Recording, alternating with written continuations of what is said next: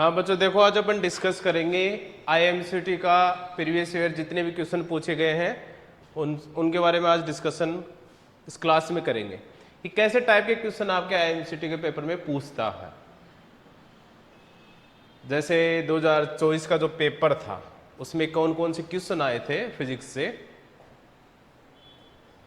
कैसा टाइप था और किस टाइप के क्वेश्चन पूछे गए थे और क्वेश्चंस का लेवल क्या था, इनके बारे में डिस्कशन करेंगे।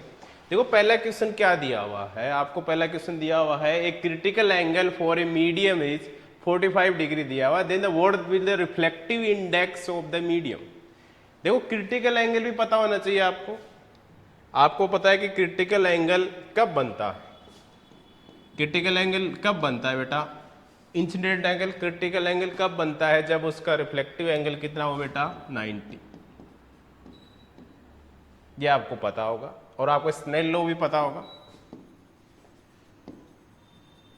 क्या होता है बेटा, μ1 sin i is equal to μ2 sin r। इस वाले फॉर्मूले से ये क्वेश्चन आसानी से हो जाएगा। ठीक है, क्वेश्चन में दिया हुआ क्या था अपने को, क्रिटिकल एंगल दिया हुआ है तो I की वैल्यू आपको IC लेनी है और R की वैल्यू क्या लेनी है अपने को 90 लेनी है बेटा। तो देखो μ1 sin IC μ2 sin 90। अब आपको पता है sin 90 की वैल्यू कितनी होती है बेटा 1 होती है, तो यहां से μ1 sin IC is equal to आ जाएगा अपने पास μ2। ठीक है, और आपको क्रिटिकल एंगल की वैल्यू दे रखी है बेटा 45, तो μ1 बाई μ2 निकाल रहे अपन, तो यहां आएगा 1 बाई साइन IC। ठीक है, वैल्यू क्या है 1 बाई साइन IC की वैल्यू रख दो कितनी है 45, तो साइन 45 ये वैल्यू दी हुई है। अब आपको साइन 45 की वैल्यू पता होगी बेटा कितनी होती है 1 बाई रूट 2, तो 1 बाई रूट 2 रख दिया, वैल्यू रखा तो अपने पास आंसर आया बेटा रूट 2। तो देखो सिंपल सा क्वेश्चन था, सिंपल सा फॉर्मूला था, स्नेल का फॉर्मूला यदि आपको याद होता, स्नेल लॉ यदि आपको दिमाग में रहता है तो क्वेश्चन आसानी से सोल्व हो जाता। ऐसे ही क्वेश्चन पूछता है अपने को। नेक्स्ट क्वेश्चन देखो आईएमसीटी का यही है, यदि आपको पिछले साल जो पेपर आया था उसमें यही हुआ था, 11 से न्यूमेरिकल बहुत पूछे थे, लगभग 28 क्वेश्चन तो 11 से थे और 22 क्वेश्चन अपने 12th क्लास से थे, और लगभग ये मान लो 70 से 75% अपना न्यूमेरिकल पोर्शन ही था, तो न्यूमेरिकल अच्छे पूछे थे। और पेपर का लेवल देखें तो पेपर का लेवल बेटा बहुत आसान था, यदि आपको फॉर्मूले पता हो तो क्वेश्चन आसानी से हो जाता है, फॉर्मूले दिमाग में होंगे तो सारे क्वेश्चन बहुत इजीली हो रहे थे।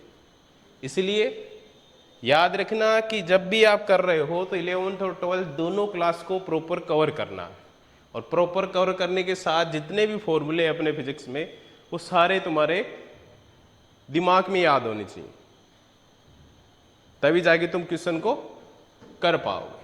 देखो अगला क्वेश्चन देखो, when A steam is convert into water. अब स्टीम वाटर में कन्वर्ट हो रहा है, ठीक है, थर्मो से क्वेश्चन है। Internal energy of the system, अब इंटरनल एनर्जी क्या होगी बेटा, देखो चेंज हो रही है, स्टेट चेंज हो रही है। स्टीम किस में चेंज हो रहा है बेटा, वाटर में चेंज हो रहा है, तो उसकी इंटरनल एनर्जी अपने को पता है बेटा क्या हो जाएगी, डिक्रीज हो जाएगी। स्टेट चेंज हो रही है, स्टीम से कैसे में आ रहा है, वाटर में आ रहा है, इसलिए इसकी इंटरनल एनर्जी क्या होगी, डिक्रीज होगी। नॉर्मल सा है, बेसिक सा क्वेश्चन। नेक्स्ट देखो, अब नेक्स्ट क्वेश्चन में क्या दे रखा है आपको, the change in frequency due to Doppler effect. Doppler effect आप कहां पढ़ोगे बेटा, वेव वाले में चैप्टर में पढ़ते हैं अपन, फ्रीक्वेंसी में रिलेशन बताता है आपको, जिसमें अपन डॉपलर इफेक्ट के बारे में स्टडी करते हैं। अब इसमें दे क्या रखा है कि change in frequency due to Doppler effect are not depend, किस पे डिपेंड नहीं करते, तो आपको सीधा सा फॉर्मूला, यदि डॉपलर इफेक्ट का फॉर्मूला पता होगा, डॉपलर इफेक्ट का फॉर्मूला पता होगा तो सीधा आप इस क्वेश्चन को आसानी से कर दोगे।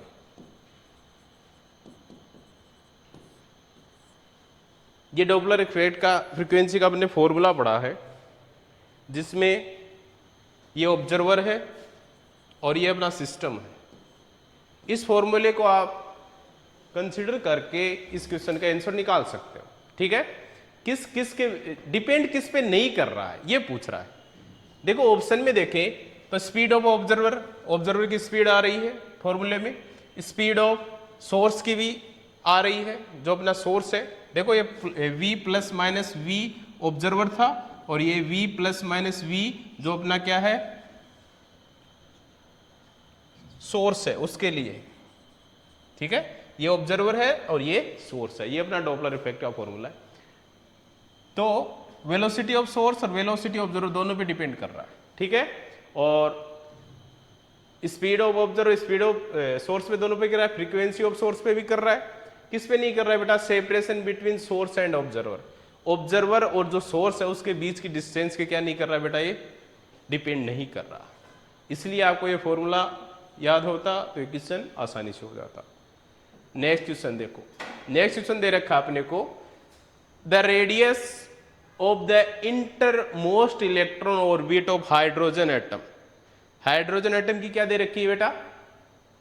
एटम इज दे रखा है ऑर्बिट के लिए, रेडियस दी हुई है और radius of the orbit n is equal to 3 की वैल्यू निकालनी है। सीधा सा फॉर्मूला है, फॉर्मूला याद होगा तो हो जाएगा बेटा। क्या होता है formula? r is equal to n square r, जो आपको दिया हुआ है। ये जैसे R2 मान रहे हो तो इसको R1 ले लेना। ठीक है, n दिया हुआ है क्वेश्चन में बेटा, n कितना दिया हुआ है क्वेश्चन में? n इज इक्वल टू 3 दिया हुआ है और R1 की वैल्यू आपको क्वेश्चन में दी हुई है। सोल्व कर लेना, 3 का स्क्वायर मल्टीप्लाई कर लो 5.3 10⁻⁻11 मीटर से मल्टीप्लाई करोगे आपका आंसर आ जाएगा। मतलब जो क्वेश्चन में दिया हुआ था 5.3 10⁻11 उसका मल्टीप्लाई करना आपको किससे बेटा? 9 से। 3 का स्क्वायर 9 और इसका आंसर डी ऑप्शन आसानी से आ जाएगा।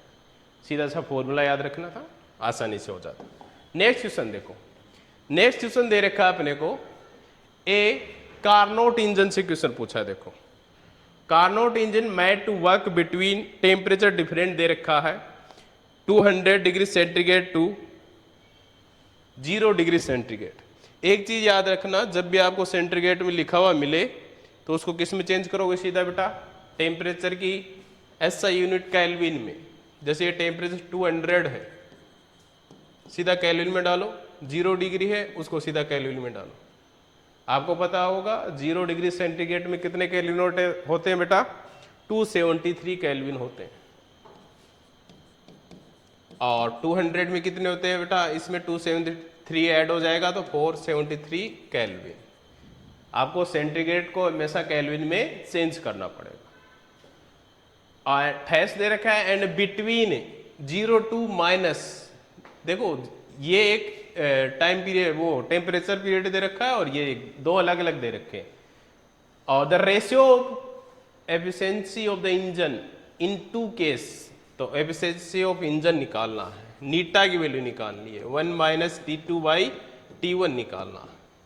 यदि तुम्हें कार्नोट इंजन की एफिशिएंसी का फॉर्मूला पता होगा तो ये क्वेश्चन बहुत आसान हो जाएगा।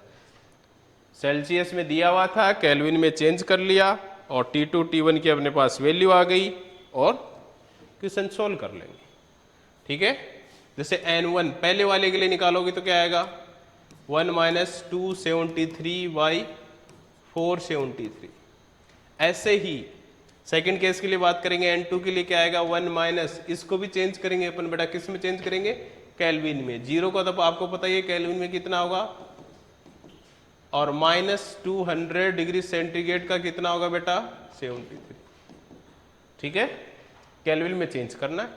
और सेम डिवाइड कहाँ होगा बेटा? यहाँ पे भी डिवाइड हो जाएगा और अपने पास वैल्यू आएगी 1 - 73/273। इन दोनों को सोल्व करोगे, डिवाइड करोगे तो अपने पास वैल्यू आ जाएगी। निकालना क्वेश्चन में क्या पूछा था बेटा अपने को? नीटा N1/नीटा2 दोनों का रेशियो पूछा था, वो ये आएगा 1.173। ठीक है, मतलब एक आपको सिंपल सा ये फॉर्मूला दिमाग में होता तो क्वेश्चन आसानी से हो जाता। देखो न्यूमेरिकल पूछे हैं लेकिन सारे न्यूमेरिकल फॉर्मूला बेस हैं, कोई ऐसा न्यूमेरिकल नहीं है जिनको करने के लिए आपको कोई एक्स्ट्रा दिमाग लगाना पड़े, सिर्फ फॉर्मूले याद हो तो न्यूमेरिकल हो जाएंगे। चलो नेक्स्ट क्वेश्चन की बात करते हैं। नेक्स्ट क्वेश्चन दे रखा है अपने को, any object mass 2 kg move along a circle of radius 4 metre. एक 2 kg का मास है और वो एक सर्किल में है और उसकी रेडियस है बेटा 4 मीटर अपने पास, ये 2 kg मास है। If it move with constant speed 10 metre per second, v constant दे रखा है, ठीक है, 10 मीटर पर सेकेंड दिया हुआ आपको question. Then work done by the centripetal force, अब यह है वर्क डन पूछा है। अब वर्क डन का सीधा सा फॉर्मूला आप सबको पता होगा, सबको पता है बेटा, वर्क डन ही पूछा ना, work done by the centripetal force is, work done का फॉर्मूला होता है फोर्स इनटू डिस्प्लेसमेंट, यही होता है ना। अब देखो सर्कुलर में दे रखा, सर्कुलर में दे रखा है तो आपको क्या निकालना पड़ेगा बेटा, डिस्प्लेसमेंट। तो डिस्प्लेसमेंट आएगा कहां से, सर्कुलर मोशन में डिस्प्लेसमेंट क्या हो जाता है बेटा, अपनी इनिशियल और फाइनल पोजीशन रिपीट करता है, वो बार बार अपनी इनिशियल पोजीशन से गुजरता है और जिसके कारण यहां वर्क क्या आएगा, इसके लिए 0 आएगा, ठीक है।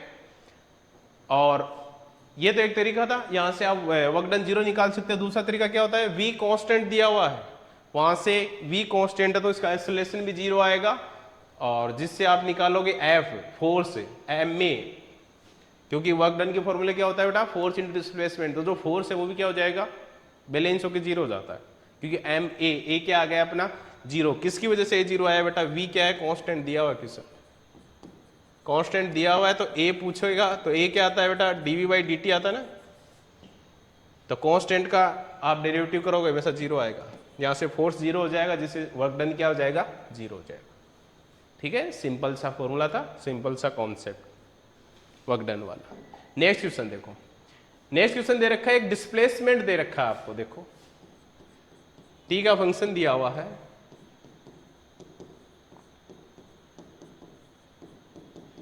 ये वैल्यू दी हुई है आपको, okay. Acceleration of the particle at a पूछा है कब, t = 1 सेकेंड, ये आपको क्वेश्चन में ड्राइव करने के लिए बोला। तो देखो डिस्प्लेसमेंट है, आपको पता है a और डिस्प्लेसमेंट में रिलेशन आपको पता होगा, क्योंकि अपन जानते हैं v निकालते हैं वेलोसिटी वो होती है dx/dt, तो एक्सेलरेशन निकालेंगे तो वो क्या होता है, dv/dt। मतलब यदि डिस्प्लेसमेंट की बात करें 2 बार डेरिवेटिव करना होगा आपको, ठीक है, तब क्या आएगा, उसका डिस्प्लेसमेंट आएगा। करो देखो, पहले एक बार कर लेते हैं, d/dt, x की वैल्यू दी हुई रखो,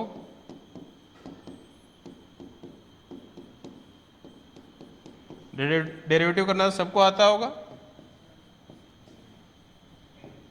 देखो इसको सोल्व करेंगे, t³ है तो क्या आएगा, 3t², तो अपने पास 3 से मल्टीप्लाई होगा तो 9t² आ जाएगा, ये आ जाएगा अपने पास 6t + 2, ये वैल्यू आ जाएगी, ठीक है। और 3 है कांस्टेंट है, उसका क्या होगा, 0 होगा, dy/dt करोगे तब। अब इसका वापस dy/dt करना है तो ये इससे मल्टीप्लाई होगा, वापस क्या आएगा, 18t माइनस इसका क्या हो जाएगा, t है, t का 1 हो जाता है तो 6, ये वैल्यू आई अपने पास, ठीक है। दोबारा डेरिवेटिव कर रहे हो तो अपने पास क्या वैल्यू आई बेटा, 9t² - 6t + 2 का dy/dt करोगे तो आएगा 18t - 6। अब क्वेश्चन में पूछा क्या था, क्वेश्चन में पूछा था t = 1 पे पूछा आपको एक्सप्रेशन, तो जो इक्वेशन आई इसमें क्या रखोगे बेटा, t = 1 रख दो, तो क्या आएगा, 18 × 1 माइनस का 6, तो आएगा आंसर 12, ठीक है। इसका आंसर 12 आया जो आपके ऑप्शन में नहीं है।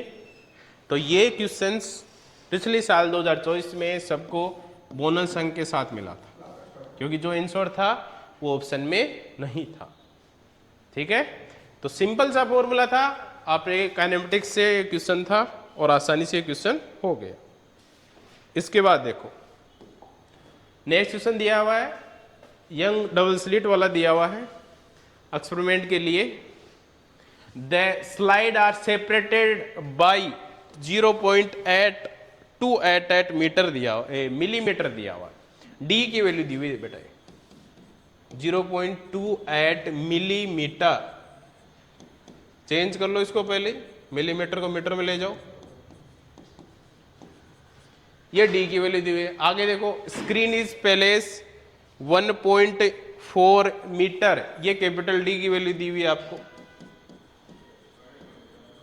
जो क्वेश्चन में गिवन होता है वो पहले लिख लिया करो, ताकि तुम्हें पता चल जाए कि कौन सा फॉर्मूला अप्लाई करना होगा, ठीक है। और क्या पूछा आगे देखो, क्वेश्चन में क्या दिया हुआ था, distance between the central fringe and the fourth bright fringe, मतलब एन की वैल्यू दी हुई है कितनी बेटा 4, ठीक है। और fourth bright fringe is measured by 1.2 centimetre, मतलब एक्स की वैल्यू दी हुई है, कितनी डिस्टेंस पे मेजर कर रहे हैं। सेंटीमीटर को मैं मीटर में डाल रहा हूं यही, ठीक है। ये वैल्यू आपको गिवन थी क्वेश्चन में, ये सारी वैल्यू गिवन है। आपको एक्स एन का फॉर्मूला अप्लाई करना है। अपन जानते हैं एक्स एन का फॉर्मूला क्या होता है बेटा, X D by X N का फॉर्मूला होता है N lambda D by D, ठीक है।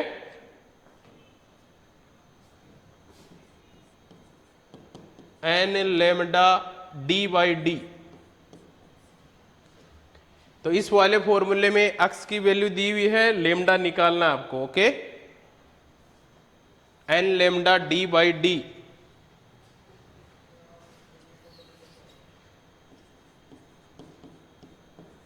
ये आएगा फॉर्मूला। यहां से वेवलेंथ निकालनी है, वेवलेंथ निकालनी है तो क्या आ जाएगा, एक्स डी और N D by N D, ये फॉर्मूला बनेगा। यहां से आपकी वेवलेंथ आएगी, एक्स की वैल्यू दी हुई है क्वेश्चन में, स्मॉल डी दिया हुआ है क्वेश्चन में, और एन की वैल्यू दी हुई है, कैपिटल डी की वैल्यू दी हुई है। यहां से क्या आ जाएगी बेटा, इसकी वेवलेंथ आ जाएगी। सारी वैल्यू रखोगे, सोल्व करोगे, अपने पास सी ऑप्शन आएगा, ठीक है। तो सिंपल सा फॉर्मूला था। आपको एक्स एन का फॉर्मूला पता होता लेमडा डी बाई डी, तो वहां से क्वेश्चन आसानी से हो जाता, ठीक है। देखो ऐसे आसान आसान क्वेश्चन आ जाते हैं, फॉर्मूला पता होगा, वैल्यू रखोगे, कैलकुलेटर तुम्हें वैसे अलाउ है, और क्वेश्चन सोल्व करोगे तो आसानी से क्वेश्चन हो जाएगा। नेक्स्ट क्वेश्चन देखो, देखो ये कितना आसान क्वेश्चन है। Which is the following largest unit of energy, which is following the largest unit of energy पूछा है। तो इनमें सबसे बड़ी एनर्जी की यूनिट क्या है बेटा, इलेक्ट्रॉन वोल्ट, कैलोरी, जूल, ठीक है। आपको नॉर्मली यूनिट पता है जूल होती है। अब सबसे बड़ी यूनिट क्या है बेटा, कैलोरी है यहाँ पे, क्योंकि कैलोरी में कितने होते हैं बेटा, 1.2 के आसपास जूल होते हैं, ठीक है। इसीलिए कैलोरी सबसे बड़ी यूनिट होगी यहाँ पे अपने पास। देखो ये यूनिट वाला क्वेश्चन सीधा कौन से वाले था, अपने यूनिट एंड मेजरमेंट वाले चैप्टर से क्वेश्चन था, आसान सा क्वेश्चन।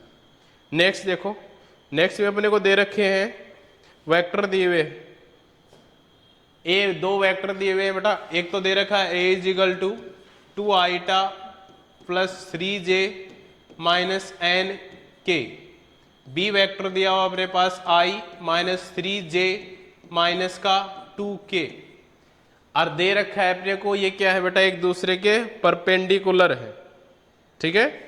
परपेंडिकुलर है तो अपन क्या करें बेटा, इनका डॉट प्रोडक्ट निकाल लो, और डॉट प्रोडक्ट निकाल लोगे तो वहां से इस n की वैल्यू आ जाएगी अपने पास, ठीक है।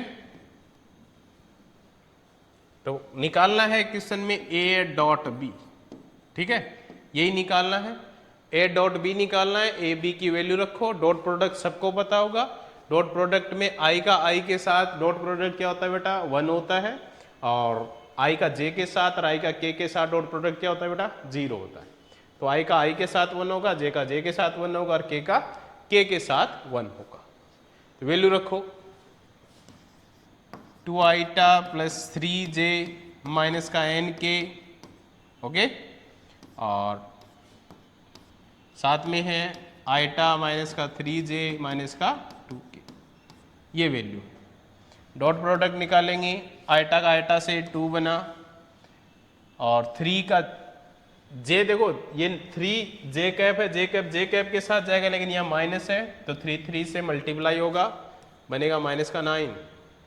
ऐसे ही k से मल्टीप्लाई होगा, और उधर भी देखो -n है, इधर भी -2k है, माइनस माइनस मिलके क्या बना लेंगे बेटा, प्लस। ओके,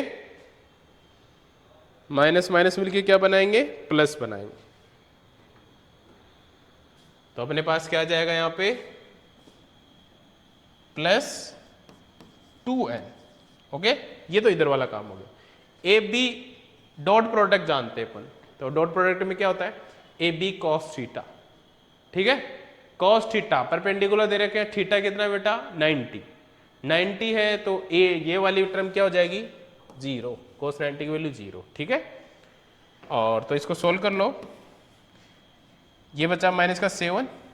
ठीक है, ये प्लस का 2n और ये 0 चल रहा है इधर, तो 2n इक्वल होगा बेटा माइनस, ये इधर आ जाएगा तो प्लस का 7 हो जाएगा, तो n की वैल्यू आएगी बेटा 7/2। ऐसे आंसर मैच कर लोगे अपना, बी ऑप्शन आ जाएगा। ठीक है, देखो कितने आसान आसान क्वेश्चन है, सिर्फ डॉट प्रोडक्ट लगा के अपन ने क्या निकाल लिया, n की वैल्यू कंसिडर कर ली। इसीलिए बोलता हूं फॉर्मूले सारे याद रखना ताकि क्वेश्चन आसानी से हो जाए।